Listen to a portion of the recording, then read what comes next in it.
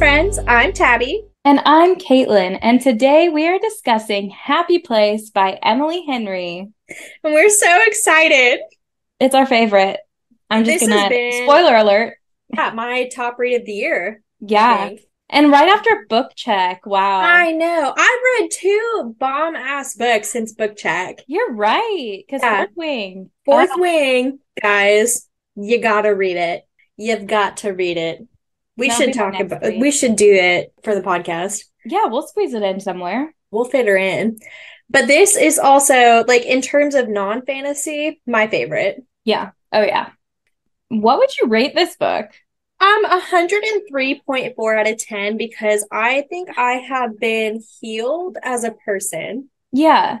Like, Yeah. we don't need therapy anymore because we have No, this book. I actually canceled my next therapy session. Yeah, because you're like, I'm good. I'm a new woman.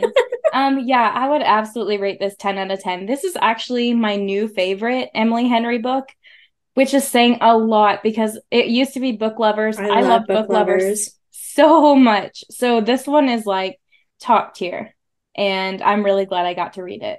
So yeah, we'll kind of jump in just talking about the characters. As always. Yeah, so we'll start with Harriet. She is our main character, and I cherish her. She is She so needs to sweet. be protected at all costs. She needs a hug. She needs a hug, but only from Wynn because she doesn't like physical contact, and that's okay. That is okay. But like, God, she bottled up a lot. Yeah. And I just feel bad. Like, she literally just wanted everyone to be happy. Like, and that's all she cared about to the point where she didn't even prioritize her own happiness. And that's so sad too because she wanted everyone to be so happy that she acted like she didn't care about things when she should have, Yeah.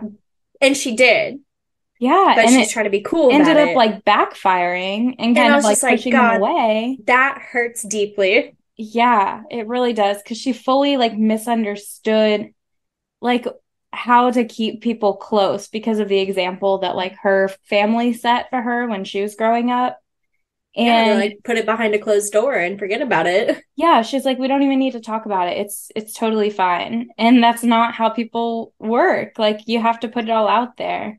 The part of her like forcing herself to stay in a career, like just to keep people proud of her, that shit hurted. Yeah, I cannot even like begin to imagine like getting that far into a career either because like that's a lot of work, that is dedication. And like my older sister, Caitlin knows her obviously, um has is in med school right now, and so I was just thinking, about her. It's like, imagine she gets all the way through to her last year of residency and it's just like, yeah, I've actually hated this entire time and I didn't want to tell anybody. My Yeah. heart would shatter. It really, really hurt to read about because I think like while I can't relate to it like that, like specifically, I can relate to it in a way that I think every like gifted child, like quote unquote gifted Yeah. child can relate, and like everyone's telling you you're so special, you can like do so much more than Mm-hmm. we ever did, like, and then you get to a point where it's like I'm actually not special, like what are they seeing? Like, and then things get hard and it's like what am I doing here? Like I hate this. Well, and I really think too, kind of what she was feeling that entire time, because she even said, like, med school was a breeze and like Mm-hmm. college was a breeze. And that's how a lot of gifted children are. But Yeah. then she gets to the real world application of this, and you get just crazy imposter syndrome. Yeah. And in her case, like she actually was like, no, I am an imposter because I actually hate being here. Right. And that's And I think hard.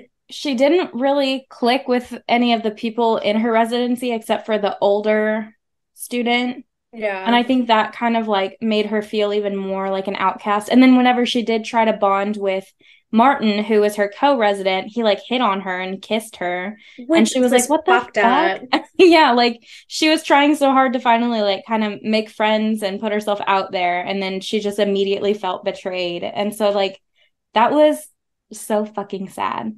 I hated And it. Martin's disgusting too. Especially for how he treated Wynn as well. So like that first initial meeting when he was just like, "Oh, what kind of degree did you have to get to reupholster furniture?" It's like, "Fuck Yeah. you, first of all." And then when like he did kiss her and he was like, well, Wynn's not even here, so like Yeah. what did you expect? It's like for you to not do that probably. For you to be respectful and like treat me like a peer, like I don't know. Yeah, Martin's that the is true something that villain of this story. yeah, like he really is a dick. And of course it rubbed me the wrong way because like Yeah. I have a blue collar husband as well. Like I think like people belittling work like that, like they just need to touch grass because Yeah. literally that's the majority of the workforce is doing these things Right. that are necessary. And like the fact that you think it's so below you, like that's just embarrassing, honestly. Well, and I think that's partially why I related to Win a lot is because like and we'll talk about it too later is that like he struggled in school, like school was Yeah. not his thing, and then went into like a retail type career and like was having a really hard time like figuring out what exactly he wanted to do, like what was going to make him happy. And it's like I've been doing that for a long time as well, and like it Yeah. sucks. And especially like when you got to that part where like they were obviously like trying to make him feel bad about the career field he's in, it's like Yeah. that hit really hard for me and it like I hurt my can feelings a lot for Win. Yeah, I can totally see that. And honestly, like, okay, like Cole and I were just talking like recently. I don't know if it was last night or the night before, because he's kind of like considering like looking at other job options. And he's like, I just don't know like what I want to do. Yeah, And I was like, exactly. that's so normal. Like, nobody knows what they want to do. But it's hard because sometimes it feels like you should know. It's one of those second child things. Yeah. I mean, honestly, It really is. that's so funny. But Like yeah, like speaking of Win, another thing that broke my heart is like, so Win, he's like canonically a hottie. Like he's an attractive and charming guy. I And loved him. he makes like a really good first impression, you know? Yeah. And then he gets worried to get close to people because he thinks that as soon as they get to know him, they're going to realize they don't actually like his personality. So the funny thing about Win is that I like the choice Emily Henry made in how she does introduce Win because Harriet gets to the lake house, right? And Win's there, and immediately she starts talking about like how it ended and how it was a 4 minute phone call, and like there were so many unanswered questions. And I was ready to hate this man Yep. from the get go. I was ready. You were like a And 4 minute then phone call? Fuck I was you. like, fuck this guy. He's blonde? No, not for I me. know. And but then we jump to the first happy place chapter and like he picks her up and they have the same sense of humor and they're bantering and you can tell that he is just having a really hard time like figuring out his lot in life and you're immediately just like, oh, Yeah. I can never hate him. I know. And then the fact that like he's obviously like really attracted to Harriet right off the bat, but she's like, no. Like she's like, that's no. She's like, I'm slow release hot. And he was like, what? He's like, okay. He was like, I'm pretty sure I thought you were like hot, hot. Well, and it's funny too because he doesn't know how to flirt with her. And so every time he'd say something just so off the cuff, Harry'd be like, oh my God, like quit flirting with me. I know.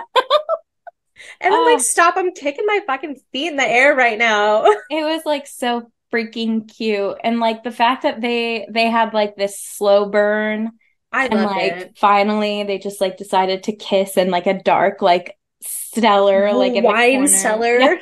I'm like, oh my God, I can't imagine like how hard their hearts must have been beating in that moment.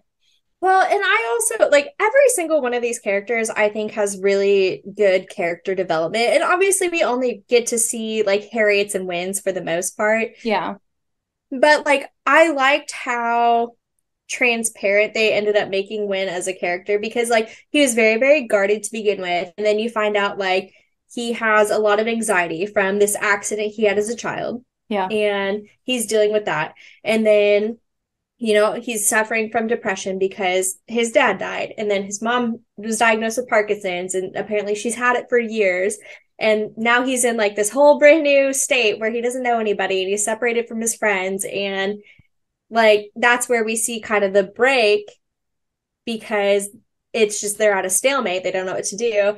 And then when he comes back and he's like, yeah, I got on medicine and I just started doing what I was really passionate about. And he's like, and I never stopped loving you throughout the entire thing. And I feel like it was a good thing that happened. And I was I like, that is know. such an adult like perspective. And I love that for him. Yeah. And it like, again, it's just so relatable.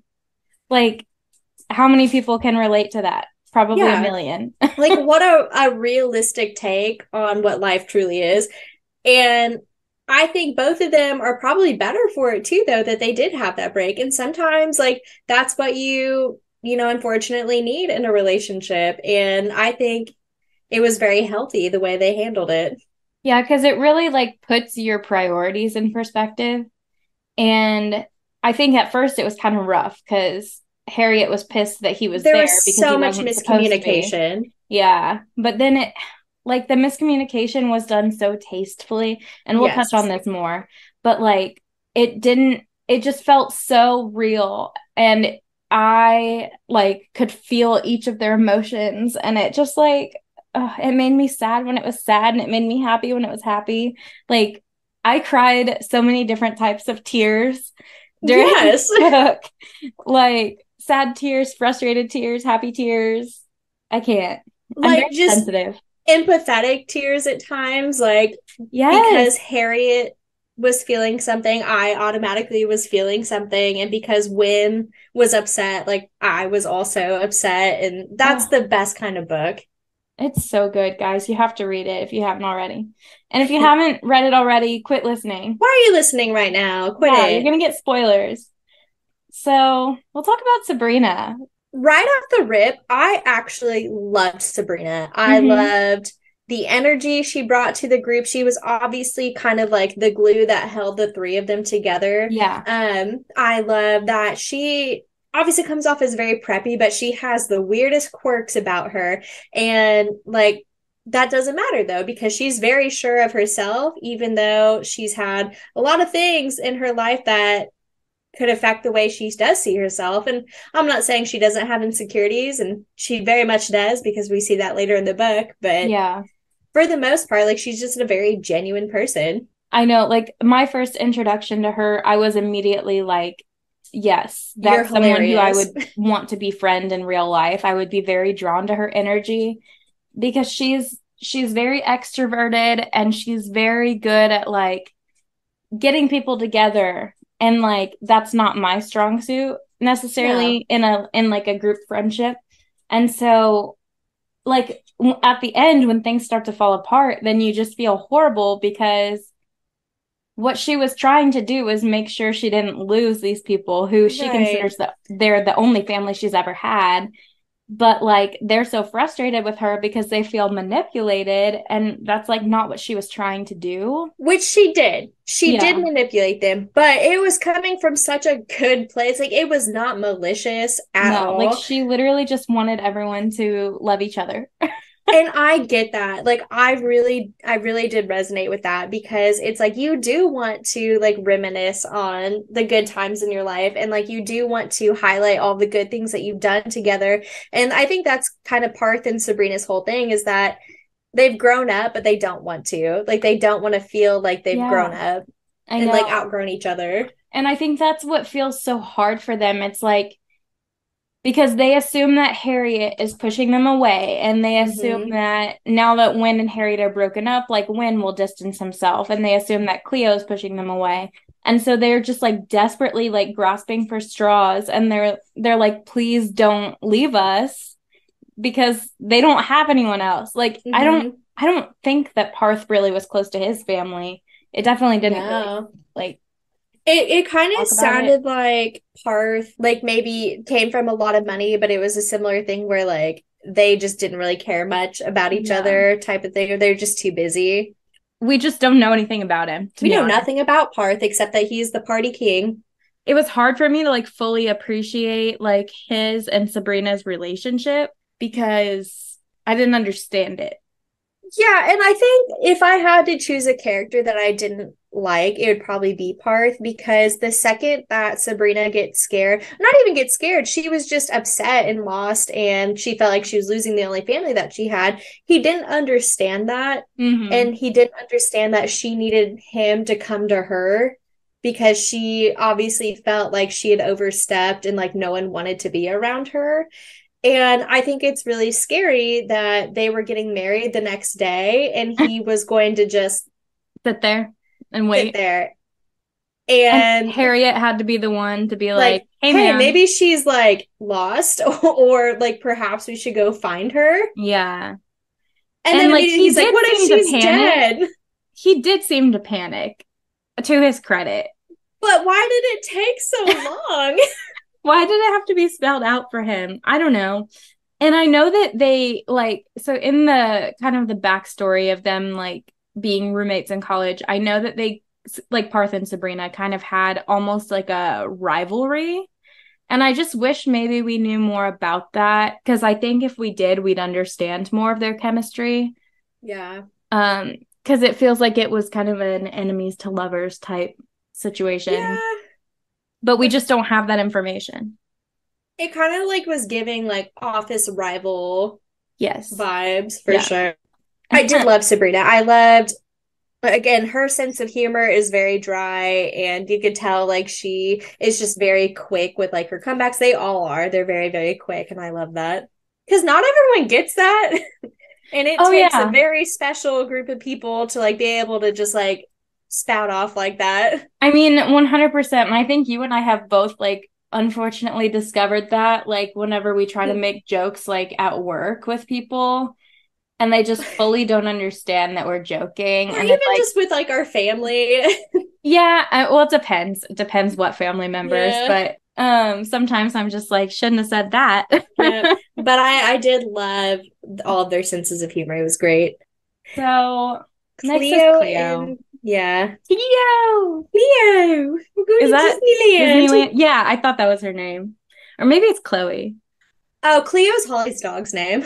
Oh, okay. Well, Cleo the dog, and also Cleo the human are both very endearing ladies. I really liked Cleo. I wish I had gotten a little bit more about her though, because I feel like I was just as blindsided by Sabrina as Sabrina was when Cleo was kind of being a dick to her. Yeah. And it's just wild because like Cleo was always defined as like this very free spirited, Hmm. carefree, like person who did what she wanted. She was very true to herself. She knew who she was as a person, which I have mad respect for.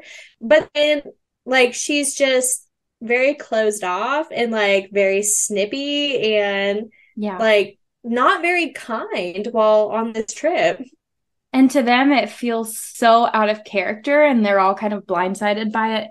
And I think what kind of hurt them most about like their big fight is when Cleo said something and Harriet was trying to smooth things over. So she was like, "Oh, I think what she means is this." And Cleo was like, "No, I meant what I said." Like she doubled down on it. And I was Yeah, like, "Ooh." that would have made me so uncomfortable. I would have cried immediately if someone was Yeah. like, "No, I specifically meant to hurt your feelings when I said that." And it's like, damn, okay. Because it's like she knows Sabrina was coming from a place of like care. Like she just wanted to like understand why her friend didn't want to spend time with her. And I Right. think if Cleo had just given her even like some form of answer Yeah, like as to could you why, have just Sabrina would have said been like, like okay. something like, "Oh, like things are just kind of like super hectic and like I have Or a lot like, going hey, on not this health-wise." month, but like, do you want to come this month when it's less busy? Like Yeah. offering some form of like compromise, but she's just like, no, I know, because otherwise it feels like, yeah, it just feels like she doesn't want her anymore. no. And that's That would hurt exactly my what feelings Sabrina felt. too. That part of the book made me so sad when they fought. And I want to talk about Kimmy really quick too. Like, I thought Kimmy's character was really funny, but I also feel like she might be the friend that like you get very like socially tired of after a little while. Like, she seems a little draining, Yeah. but like Kimmy obviously knows that Cleo is with child. Hmm. I feel like she was trying to be very loyal to her by not, spilling the beans on it. But I do feel like she could have buffered a little better than what she did because Cleo would be a bitch and Kimmy would just be like, that's my girl. Yeah, because it felt like Kimmy was very like unconditionally supportive of Cleo, which is like You should sweet. be, but But also, yeah, there were times that Kimmy just kind of like, she would just kind of like awkwardly like smile and shrug and just be like, oh, like, Cleo. It's like, Cleo. no, who is this lady? Yeah, I think she could have done more, but I think at the same time, Kimmy probably feels like no matter how long she's been friends with the whole group, she probably still feels a little bit like she can't get in the middle of like the original Because three. she's like the newest friend. Yeah. And it Which, to me it kind of feels like let's just imagine that you and Tessa were like in a fight on a vacation and I was there. yeah, Like I would probably not want to insert myself in that because no matter how long I've been like basically family to you guys, yeah. there's like still that like difference of like you guys are There's a actual blood line. sisters. Like, Yeah, you know what I mean? And so I I get think that's that. kind of how Kimmy probably felt She if I didn't had want to to guess. overstep. Yeah. Yeah. And I think that's so funny too that like she still kind of feels like the new friend because that was like a big insecurity of Cleo's was Yeah. that she felt like they all liked Kimmy more than her because she no longer, got blackout drunk and like partied. Yeah. And like that's so realistic as well too I though because it's know. like there are times where, I just don't want to party or I don't want to go out and do fun stuff and they'll be like, "Oh, why can't you be more like your husband or whatever?" And it's just like that Yeah. is hurtful. I know. It's like, It's hey, really sometimes I hurtful. just want to like chill in my jammies on the couch and you're welcome to come over, but I can't be clubbing every night. You know what I No, it's mean? like I really cherish my like alone time as well. Yeah, same. And yeah, I totally get where Cleo was coming from. And Like she didn't want to go sit in a movie theater for 5 hours. She wanted to enjoy like I, quality time. And I get it. I get it too because 5 hours straight of a movie theater sounds like my That sounds personal like brand of hell. personal hell. Yes. Like that's so boring, especially if it's not a movie you care about. Right. And it's like you could have definitely, especially if you haven't had a chance to sit and talk with your friends since you got there, like I would want to do that too. Yeah, no, she was so justified in that. Yeah, that was valid. Those are kind of our main six, though, our homies for life. But we did want to just briefly touch on the differences between Harriet's family and Wynn's family because I think Harriet got really fucked up as a child because of it. Which it's Um, sad because like I think it's so common because to me the way I interpreted Harriet's parents is that they viewed their children as like extensions of themselves instead yes, of individuals. And so like Harriet's parents, yeah, they like sacrificed a lot. They like put some dreams on hold, but like then they expected their kids to then like go above and beyond like what they did to like that make up is for it. probably one of the biggest pet peeves I have for parents Yeah. is when they throw how much they sacrifice for their kids back in their faces so that they do what their parents expect of them. Like Yeah. It's like, if you're did gonna I ask you to birth me? exactly, it's like that sucks that you got pregnant as a teenager. That's a hard life and parents who raise children in their teens like do have to make a lot of sacrifices. Yeah. However, that is not your child's fault. No, not at all. Like your child is actually the most innocent person in the entire situation. And like part of the problem too, I think why Harriet felt so alone is because of the age gap between her and Eloise. And she never Yeah. felt like they really had a bunch of like sisterly bonding because it's different. Like whenever you were like 1 or 2 years apart from your sibling versus, 5 years Yes. apart. Like it's And just they were different. like what, 8 years, 6 years apart, I eight think it years was apart, like six. Six sounds right to six. me. Yeah, Yeah. I'm That's a pretty pretty sure. big age gap. It is. And especially whenever like the older sibling is like kind of a teenager and like, Mm-hmm. you know, because I think of like when I was a kid, I had this, like, we had family friends who were like, we were super close with, and she was only like maybe 2 or 3 years older than me. But at a certain point, like when she had gone to like middle school and I was still in elementary school, like I felt like that kind of like drift. Yeah. And it like I remember it hurting my feelings at the time. And so I like cried to my mom about it. And she was like, well, I mean, like you grow and you get older and your interests change. And Yeah. she like explained it to me. But I mean, that is two very different yeah, parts of life. it is. And it's like it's hurtful whenever you're the younger one, I think, because you feel kind of left behind. Well, and I feel like especially so obviously Eloise is a bit rebellious Yeah. and I like love her. I feel like she's very spiteful towards her parents because they probably threw that in her face more than anyone else what they sacrificed because she Yeah. was the child that was born before they were ready. Yeah. And because Harriet is so much younger, I'm sure Harriet, when Eloise was 18 and Harriet was 12, she saw how her parents viewed Eloise as a fuck up. And so I'm sure at age 12, that's probably when she really kicked it into gear and was like, if I'm not the best, my parents are going to hate me like they hate Eloise, which is terrible No, you're so right though. because that is such an important and crucial time in your development where you're trying to figure out who you are as a person, but like in your teenage years, that probably is exactly where she got fucked up. She became like scarred for life because she was like, if my parents ever were that disappointed in me, I would simply pass away. And so she does everything in her power to prevent that from happening. Yeah, it's Depressing. terrible. Well, and then also what really pissed me off too was that Harriet finally explains to her parents the amount of pressure they were putting on her and the amount of pressure she was putting on herself because of what they sacrificed for them, that she was at like a breaking point. And even when her mom was moving her into to Montana and getting out of the car, she was still like, I think you're ruining your life. Yeah. Unfortunately, though, I think that's realistic because I don't think her parents would see the error of their ways, I at don't think least they'd not that ever quickly. support her. Yeah. No. And like maybe eventually, like 10 years down the line, they'll, kind of grow to apologize for how they behaved, but I wouldn't even like bet money on that. And I mean this in the nicest way, but I hope her parents got divorced, because I really think that's probably going to be a nice healing process for both of them. Yeah, like they're literally just forcing themselves to live as basically roommates.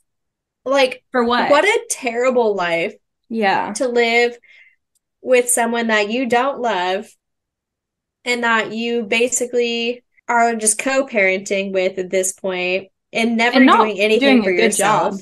Yeah, not doing anything for yourself and not even being good parents at that. Yeah. It's just like that is just miserable for every person involved. Yeah, and unfortunately, I think that's the That's reality a, for a lot of yeah, people. it is. There's a lot of people who just do not love each other that just stay together. God. And that is depressing. Yeah.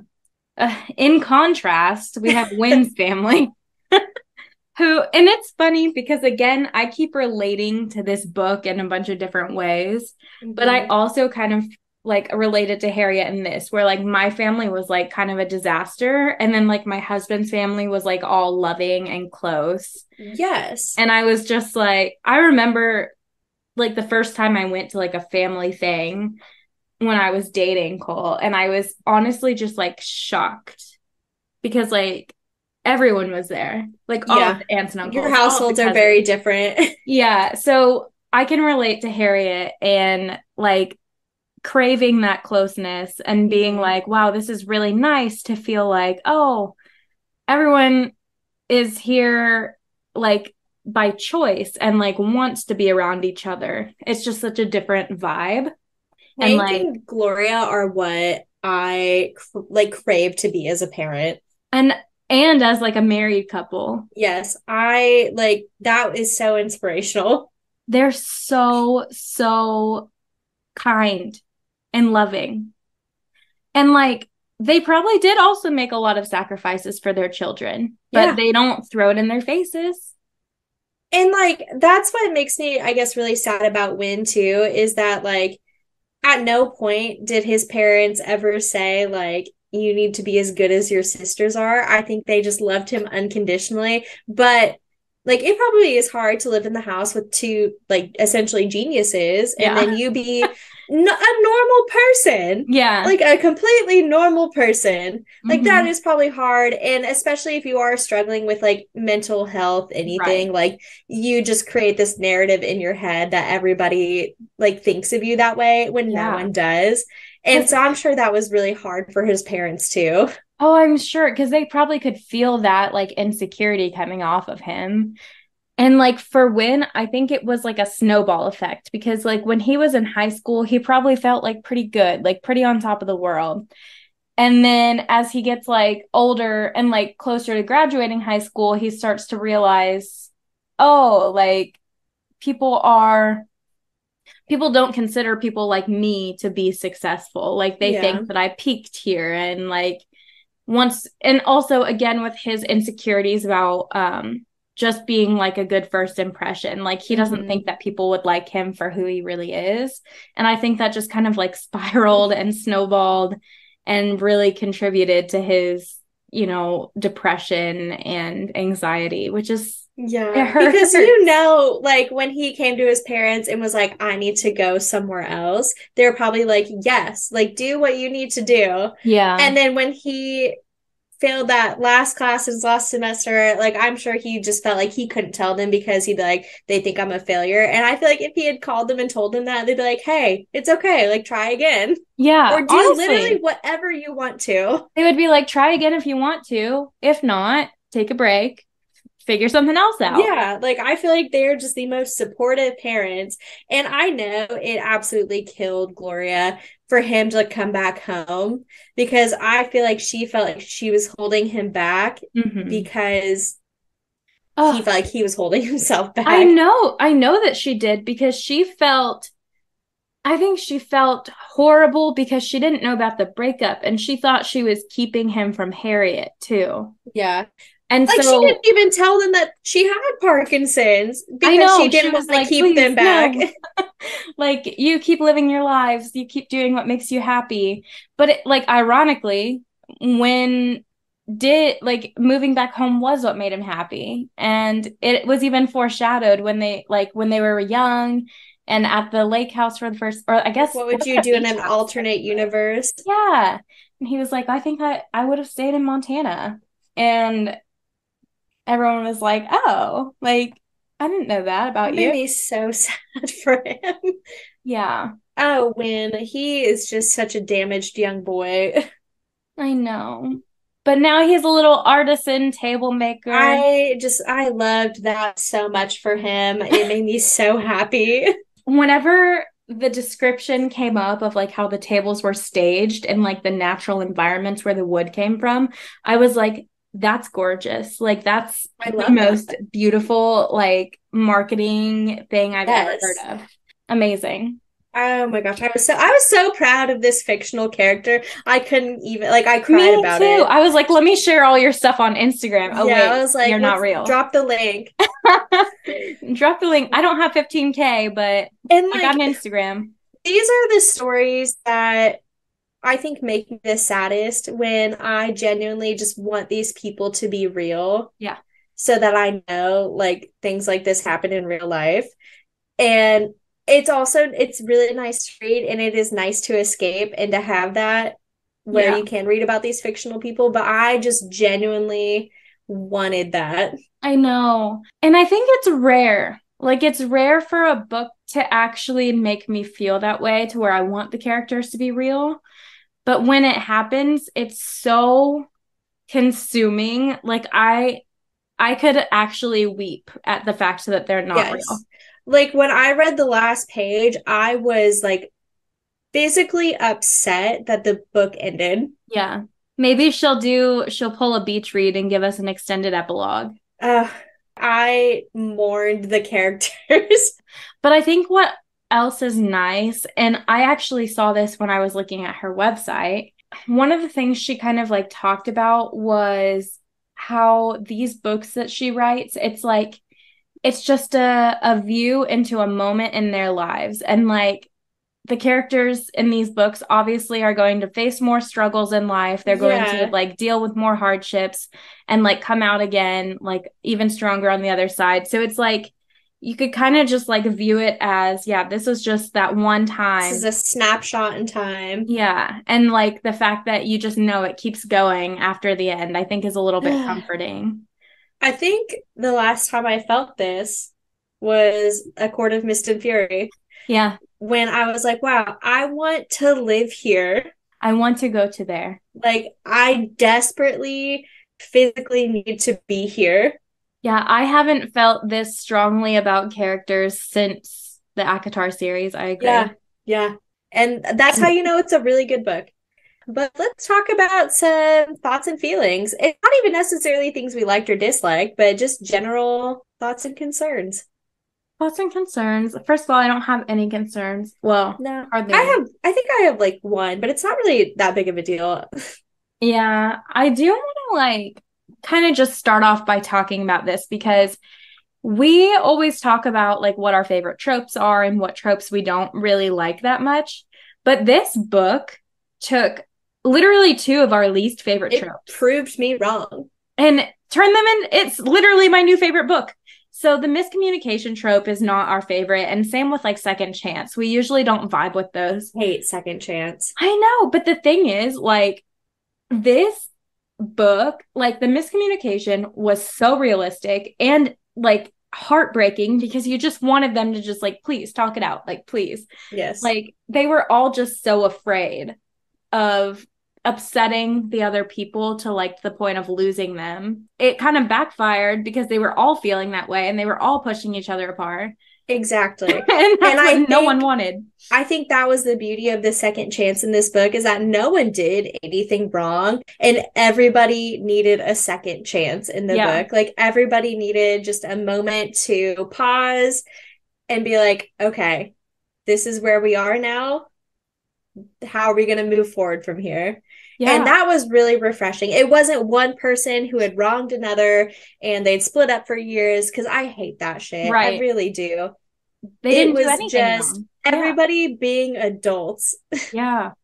They had just all gotten to different points in their lives and started to feel guilt and started to feel like anxiety about like the friend group like pulling apart from each other. And so they were all sitting with that in their own minds and they were all getting more anxious and feeling more guilty until it kind of like reached this head of like a fight on Yeah. this trip.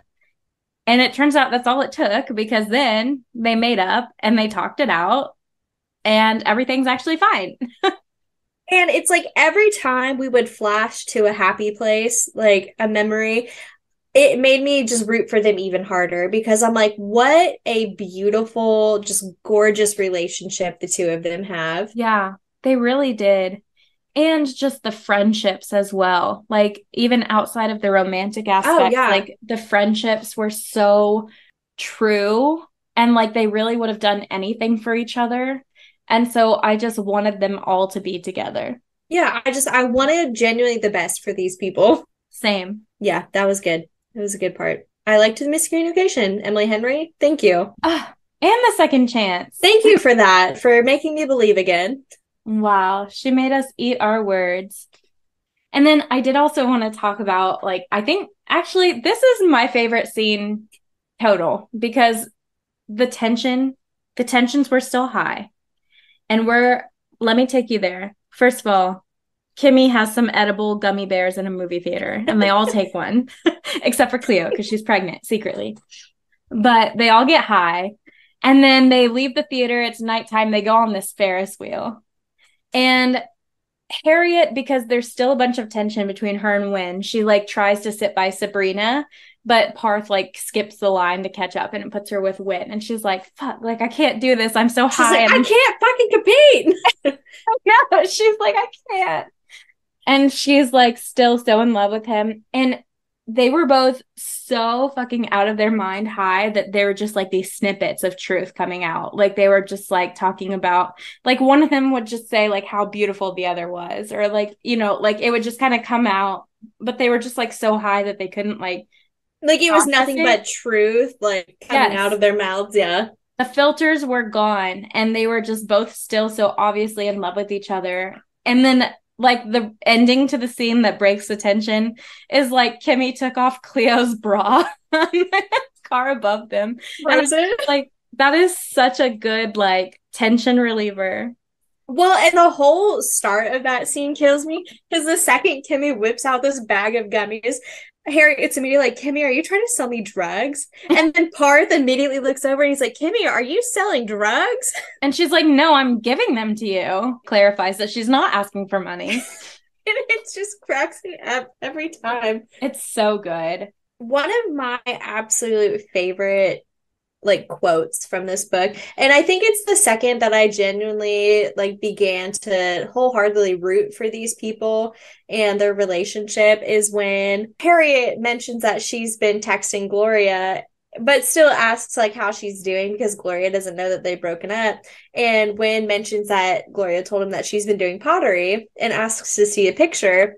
She shows him one and he loves it because it's like the colors of Montana, and feels like she just really encapsulated what the whole state was to him. And then he asks, is there one that looks like us? And she just to herself says, they all do. You are in all of my happiest places. And that's when I'm like, okay, we've got to get these people back together at any cost. It's Operation Harry and Win. Come on, people. We've got to get this going. And I think like that part was so beautiful, and something that made it even more like heartbreaking was at this point Hank had already passed away, and the one that looked like Montana, she actually had named after Hank. And she was like really self-conscious about it. She's like, it's stupid, I know. And he's like, what do you mean? Like, why is it stupid? And she said, because I'm not Michelangelo. My vases don't need names. And Wynn holds the phone up and says, this one needs a fucking name. And that name is Hank. And Rest in peace, Hank. I couldn't handle it. Oh, when I found out Hank was dead in this book, I cried for like I 5 minutes. cried too. Oh, I was like, this isn't fair. it's not. Life isn't fair. It's literally not. This And is this some book is our bullshit. lesson. But I love that because it was realistic. Not everyone made it out. And that's how life is. People die. I don't know People if you know this. die. And that's sad. And I hate that. Um, I wanted to be mad like at every single character in this book. And I couldn't. I just couldn't bring myself to be mad at them because I could relate to every single one of them. I Like I've know. had the exact same thoughts and feelings before, and I'm just like, yeah, that is the most human reaction they had. Yeah, it comes back to just Emily Henry being able to write the most relatable, realistic scenarios that you feel like you are the one in them because it's like, yeah, I've been there before. The one bone I did have to pick, and it's not even like I said a big deal, but I'm not like sold on the marriage between Parth and Sabrina. I still feel like maybe they should have waited because clearly like there was some stuff they maybe should have talked about. And I do still feel like she maybe was in a very bad place because she felt like her friends were pulling away. And especially now that we know that she thought or that she knew Wynn and Harriet were no longer together, she's Yeah. like, this marriage is going to save everyone. And it's like, Ooh. I feel like Parth maybe should have stepped in there. Yeah, but he wanted to get married so He bad. did, but it's like she obviously was not in an emotionally available place at the moment. And like, I feel No. like I'm sure they're happy and like, I'm sure it ended up fine. It just like, it kind of rubbed me the wrong way. Something that I think would really benefit the whole Sabrina and Parth relationship is if we had like some kind of epilogue about them and like had some more insight. Yeah. Or maybe a book about them. I would even read a book about them. Yeah, because I just like, I want to know why it is that they love each other so much because like I don't see it the way I see like Harriet and Wynn and Cleo and Kimmy. Like I don't see it at the Yeah. forefront. I don't know. It's not that big of a deal, but I just feel like it would be more whole if I could understand their love. Oh, the little Easter egg that she threw in this book, and I was so excited about, is actually from Beach Read. Yes, And I was like, oh, that's my Gus. I I know. They were talking about like, oh, know what him. were Gus and they? Winter. Is that her name, Winter? Yeah, Off. and they were like, oh, and she writes romance novels and he's a grumpy author or something And I like yes, it's our was baby. like, It's our original babies. oh, I love them so much. Yeah, Same. Easter eggs. And she does an Easter egg in every single book. And Yes, so I'm always just like looking for it. I know. I think another thing that I really like appreciated at the end of this book was the closure that she had with Eloise, because whenever she did withdraw from her residency, which would have been the hardest thing she's ever done in her life, probably, Eloise was like, I'm really proud of you. Like something that she had never heard before from Eloise. She had kind of Yeah. gotten it from her parents, but her parents were the opposite of proud of They her. were only proud of her because she was well accomplished. Like, Yeah. And Eloise was like, I'm proud of you for being true to yourself. And yeah. so that was like really heartwarming. And the fact that they like started, forming more of a relationship now that they're older, I think that's also something that's really relatable to me because there is a 4 year age gap between me and my older sibling. So it's like, yeah, now that we're adults, we're actually friends. Whereas when we were growing up, it kind of felt like there was just enough like time between us that it was just like, it was hard to relate to each other. And so that was like a really nice part of the book. Well, and it also just ties in with the fact that Emily Henry didn't force a narrative that you have to be successful and happy. And so I'm just really glad that Harriet didn't end up going back into the medical field, because I feel like if there had been like an epilogue or something, it could have been like, yeah, and I later returned to the medical field and like this type of thing, Mm-hmm. when she clearly like just was not in love with it. And so I just thought that was really, really nice that she ended up going into pottery, and she's like, if I don't like it, I'll find something else to do. And like there wasn't anything that tied her down to like one specific thing. Yeah, And that's because okay. certainly becoming a neurosurgeon is not something to do That is if you not for don't really the want to the do weak it. of heart. Like it is not for people who are like, maybe I'd like it. No. No, like you either know that's what you want to do or you don't do it. Yeah, like I can't even imagine. Like truly. Oh, one thing I do want to mention, I really just appreciated the tension throughout the book. And I like that there actually wasn't that much spice in it. Like, even for an Emily Henry book, like, Yeah, it was not spicy. And I feel like in some of her past books, like, she's had a few scenes where I'm just like, oh, okay, girl. But like this one, like it was just meant to appreciate like the connection between the two rather than the actual scene that happened. yeah. Like you could just feel the emotional bond between them Right. without going into detail. Yeah, they were like, it wasn't like sex of passion, it was like sex of like need. Necessity, Like yeah. whenever they actually like did finally have their makeup sex, it was like it's because they needed to touch each other. And that's another thing that I think that like is a really amazing like part of this book is like when his love language is physical touch. And like I think you said this, that Harriet's love language is the fact that Win is touching her. Like Yeah. she doesn't want anyone else to touch her, just Win. And I think that's so perfect for them. And the fact that like part of his physical touch is he'll like rub the scar that she has on her I finger know. from the pact with Cleo and Sabrina. And that just like brings it all full circle. And it's like they're all one big family. And I'm like, I could cry just I thinking could, about yeah, I could actually sob just talking about this book. No, they're packed like just warmed my little dead heart. It was just so perfect it. It that was. Harriet's like, we're not doing a blood pack because that's not very hygienic. So let's like burn our fingerprints off. Then we can like frame each other for murders. She is so real for that though. Like blood pact is gross. Like, let's do this instead. Yeah, let's just burn ourselves. Yeah, It's I so love their amazing. friendship. What a good book. But let's do some discussion questions Yeah. before I start crying.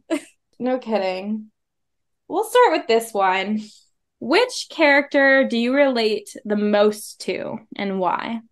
I think I do relate to Win the most, just based off of like a feeling of having very successful siblings and like being someone who like struggled academically, who never really figured out exactly like what they wanted to go into.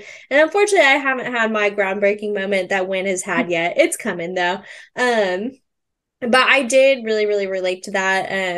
You know, my older sister, she's currently in her residency. My younger sister, she is a chemical engineer.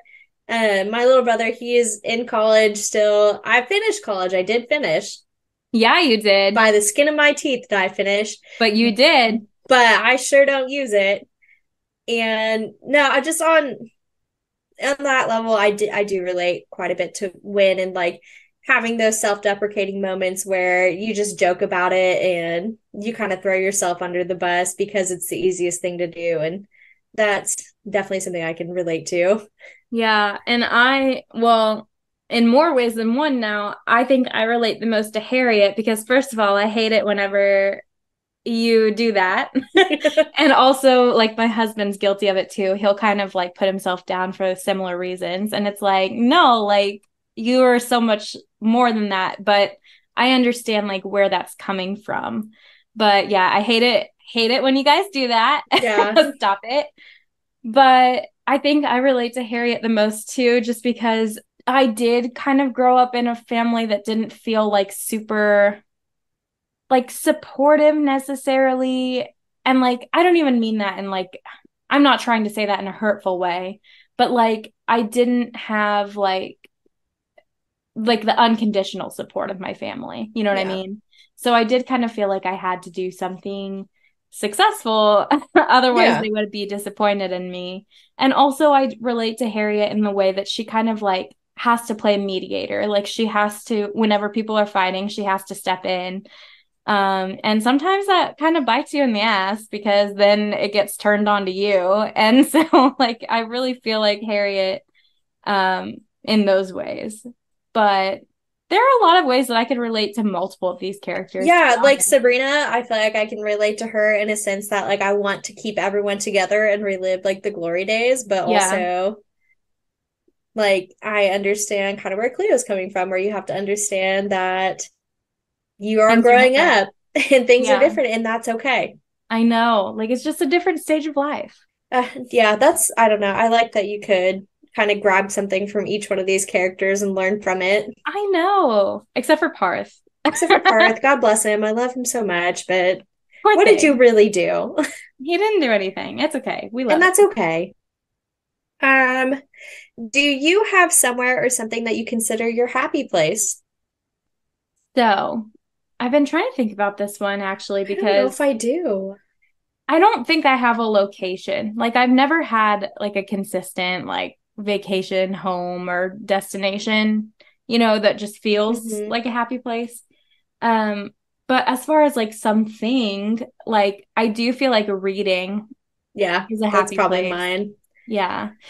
And then honestly, that's kind of fun because like anywhere can be your happy place. Like it takes you all over the Yeah. world, you know? So I yes, reading for sure, but I feel like specific like if I wanted to get really specific, like my happy place is reading, but in the autumn where I can have my windows open and Oh, like yes. I can just sit and not do anything the entire day except read a book Yes, is probably my agreed. happy place. Because autumn is my favorite time of year. And I can definitely create a happy place. Like, I would love to have a little tiny, like a comfortable cottage in the woods Yes, I have an and imaginary happy place. an imaginary happy place. Yes, just a comfy little cottage in the woods. Me, my husband, our dogs, and I'm reading and I'm drinking Have some coffee, soup on the stove soup and on the stove for dinner. Yeah, that's my happy place. And it's fake. no, I get that. No, I definitely reading. Reading's my happy place. And I kind of feel like it's the same for most of the characters. And that's why they kept going to Murder She Read, because Yes. the books were everyone's happy place. Exactly. And I thought it was so surprising that Harriet's favorite were like the murder And mysteries. cozy murders. She was like, they're so cozy. And I was like, oh my God, she is mentally ill. Get it though? I get it They too, but I are was like, cozy. bestie. So, question number 3. Do you think $15,000 is too much for a handmade table? Yes. Yes, I do too. Yeah, And yeah, I that's a felt lot of bad. money. That's a lot of money. I was like, maybe I just need to see this table. Like, Maybe is I've it never really owned big? anything of quality in my life though. I know, like my kitchen table is actually one that was like bought secondhand off of Facebook Marketplace by my in-laws. We didn't even pay for it. My toxic trait is that I would rather buy something that's a piece of shit so I can have more money to buy more piece of shit items. Yeah, like I don't need anything of quality. Like what I am I, don't need a Queen of $15,000 England? table. Yeah, I think yeah, we're I think I actually have a just poor. mortgage. But if any of you guys would pay $15,000 for like a quality handmade table, I'd like love to let us see what it know. looks like. Yeah, send in pictures if you have like a gorgeous Yeah. dining table. Let me know what a $15,000 table looks like. You guys can't. There's no way. You're all too poor, right? There's no way anyone's buying a $15,000 table. I think especially if you're listening to this podcast, you don't have $15,000 Like, to spend on we're it. all about on the same page here. I think if you're wasting your time listening to us talk, you do not have $15,000 to just spend right now. Love you guys. No offense. Love you That all. was not self-deprecating. But that wraps up our discussion questions for Happy Place. This truly is my new favorite book. Like, It's just so good. I'm it's gonna my new reread it in obsession. probably a month.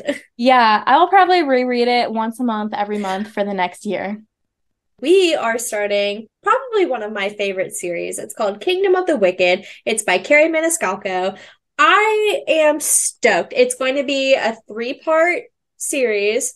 So we will be covering this for a while. It's going to be everything Kingdom of the Wicked. So please go ahead and get started on it. Yeah, it'll actually take us through the end of July. So we'll be busy for a little bit. I'm really excited. I have not read these yet, They're and so Tabby good. loves them. They're So so good. cannot wait. So go ahead, get started on those. We'll talk to you next week. And as always, Let's get lit.